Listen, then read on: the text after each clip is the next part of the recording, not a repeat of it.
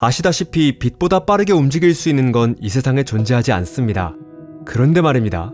우주가 팽창하면서 멀리 있는 은하일수록 우리로부터 어마어마한 속도로 멀어지고 있다는 사실 알고 계셨나요? 그리고 관측 결과에 따르면 가장 멀리 떨어진 은하들은 무려 빛의 속도를 넘어서서 우리에게서 멀어지고 있다는 게 밝혀졌습니다.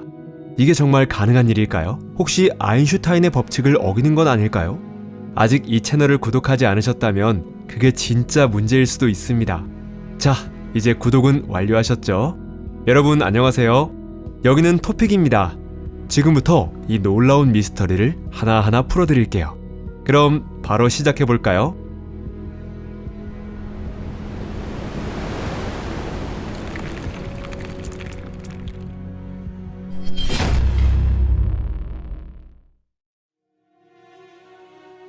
누가 속도의 한계를 정한 걸까? 우선 아인슈타인의 법칙이 본질적으로 어떤 의미인지부터 짚고 넘어가 봅시다. 왜 질량을 가진 어떤 물체도 빛보다 빠르게 움직일 수 없다는 걸까요? 마치 우주의 고속도로에 초속 30만 킬로미터 초과 금지라는 표지판이라도 신이 세워놓은 걸까요? 당연히 그런 건 아닙니다. 사실 그 이유는 생각보다 간단합니다. 물체를 빠르게 움직이게 하려면 에너지가 필요하죠. 이건 질량이 있는 모든 물체에 똑같이 적용되는 물리 법칙입니다. 그리고 속도가 높아질수록 더 빠르게 만들기 위해 더 많은 에너지가 필요하게 됩니다.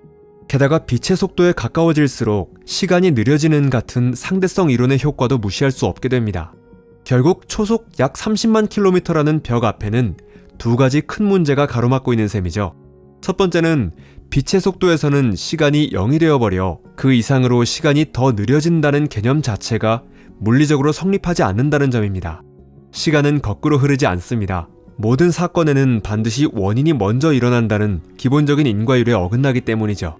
두 번째는 빛보다 빠르게 움직이기 위한 필요한 에너지가 너무나 막대해서 관측 가능한 우주 전체를 몽땅 불태운다 해도 원자 하나조차 제대로 가속시킬 수 없다는 점입니다. 계산상으로는 그걸 위해 에너지로 바꿔야 하는 질량이 무한대가 돼버리거든요. 물론 그건 말도 안 되는 이야기죠. 만약 관측 가능한 우주 바깥에도 다른 우주가 존재한다고 해도 그 모든 우주를 다 합친 질량이 아무리 커도 무한하진 않습니다. 그래서 빛의 속도로 움직일 수 있는 건 정지 질량이 없는 입자뿐입니다. 예를 들면 광자 같은 것이죠. 광자는 애초에 빛의 속도로 태어나기 때문에 무한한 에너지를 써서 가속해야 하는 문제 자체가 생기지 않습니다. 다만 시간과 관련된 문제는 여전히 해결되지 않은 채 남아 있습니다. 이게 바로 빛의 속도라는 속도의 한계가 존재하는 이유입니다.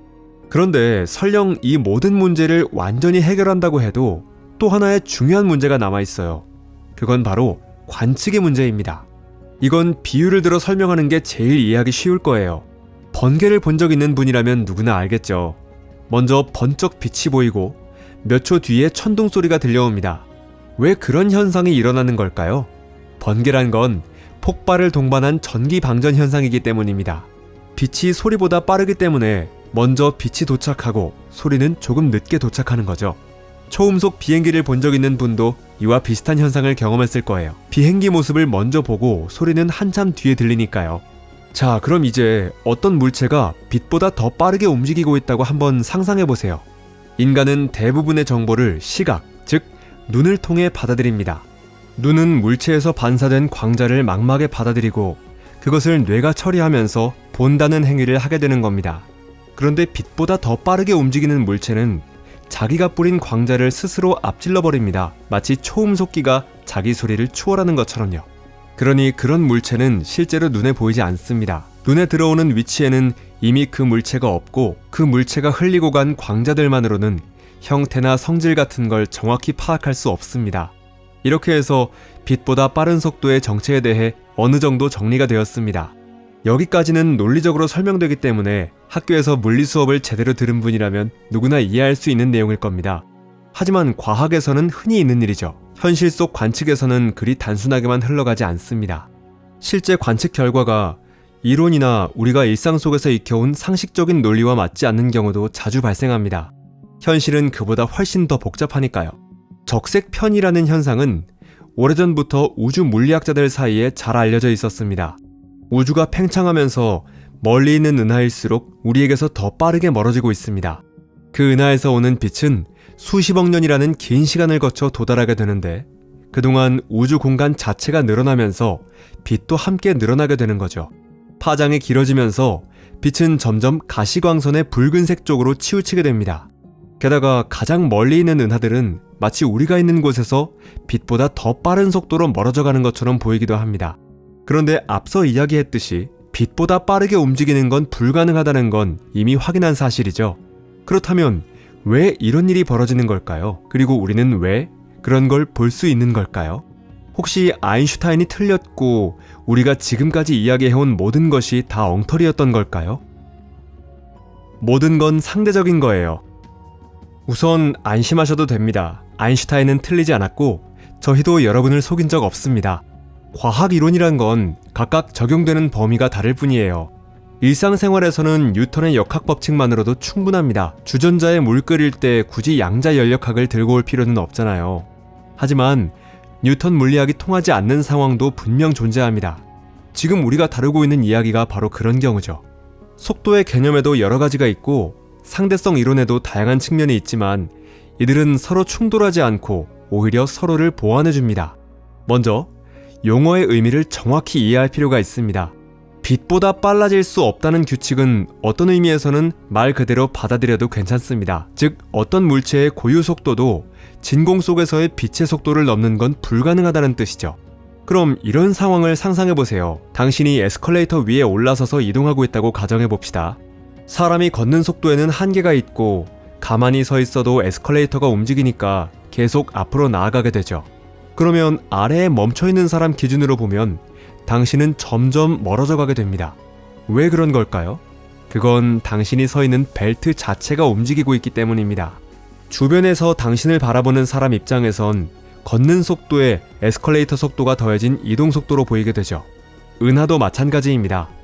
마치 벨트 위에 가만히 서 있는 사람 같은 거예요. 은하 자체의 움직임 속도는 그리 빠르지 않습니다. 하지만 벨트, 즉 시공간 자체가 늘어나고 있기 때문에 우리와 은하 사이 거리가 멀수록 더 빠르게 멀어져 가는 겁니다. 이 벨트의 팽창 속도는 빛의 속도 제한을 받지 않아요. 그럼 이게 상대성 이론을 깨뜨리는 거냐고요? 전혀 그렇지 않습니다. 은하가 우리로부터 멀어지고 있다는 건 전형적인 상대적인 운동의 사례일 뿐입니다. 게다가 은하들이 어디론가 날아가고 있는 것도 아니에요. 특별히 가속되고 있는 것도 아니고 그냥 정지해 있는 상태에 가깝습니다. 멀리 있는 은하들이 달아나는 것처럼 보이는 건 공간 자체가 계속 팽창하고 있기 때문입니다. 예를 하나 더 들어볼게요. 부풀어 오르는 풍선의 표면에 은하를 나타내는 점들을 그려놨다고 상상해보세요. 점 자체는 풍선 표면을 따라 움직이지 않죠. 그 자리에 가만히 있습니다. 그런데 풍선이 점점 부풀면서 점과 점 사이에 고무가 늘어나니까 거리가 계속 멀어져 가게 되는 거죠. 어디에서 보든 다른 점들은 전부 멀어져 가고 멀리 떨어진 점일수록 더 빠르게 멀어지는 것처럼 보이게 됩니다. 그리고 이런 점과 점 사이 거리의 확장은 예를 들어 개미가 풍선 위를 기어가는 속도 같은 제한을 받지 않아요.